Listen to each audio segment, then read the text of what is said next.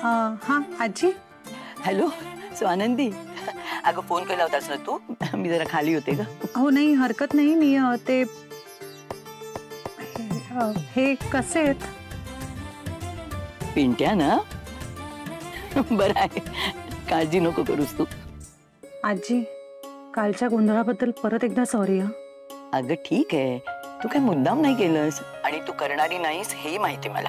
पण ते आमच्या आचारी ना, अगं इतकी वर्ष आहेत आमच्याकडे, पण काही ना काहीतरी घोळ घालतातच.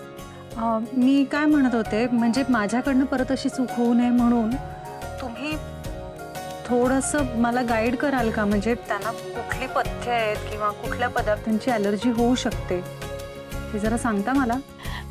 अगं सांगते ना, म्हणजे त्याला ना तसं सगळंच आवडतं, पण हल्ली ना जरा काहीतरी ते डाएटचं खूप चालतं ना त्याचं. पूर्वी ना तिखट खायचा, पण हल्ली ना तिखट त्याला फारसं आवडत नाही. आणि तेल जरा जास्त झालं ना की त्याची रेकॉर्डच सुरू होते. त्यांनी कोलेस्ट्रॉल वाढतो, त्यांनी वजन वाढतो.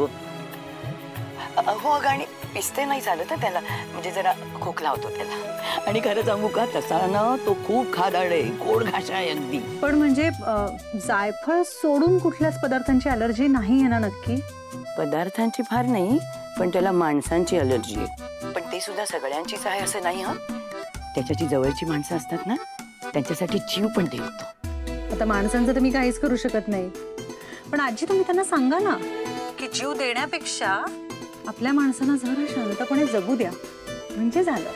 आता तूच सरळ कर त्याला. पिंट्या तसा साधा आहे ग, म्हणजे अगदी आवडीने आणि चवीने खातो आणि खाण्यावर ना मनापासून प्रेम करतो तो. तुम्हाला सगळ्यांनी बोलवलं. ओके. हां बरं आजी ऐका ना, मी तुम्ही सांगितलेलं लक्षात ठेवते सगळं.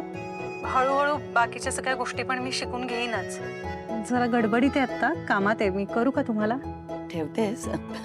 ठीक आहे, बाय. हो बाय बाय.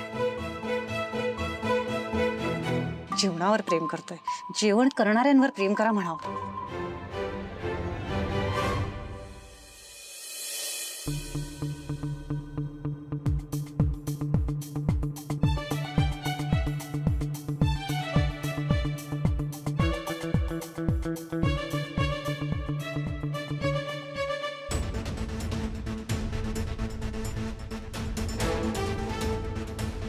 सर पत्रिकेचे सॅम्पल आणलेले आहेत, एकदा बघून घ्या ना, म्हणजे आपल्याला फायनल करायला.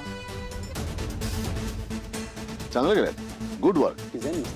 Good work. आम्ही एक काम करतो, आमच्यामध्ये या सगळ्या पत्रिका एकदा बघतो, विचार विनिमय करतो आणि मग तुम्हाला कुठलं डिझाईन फायनल झालं ते सांगतो.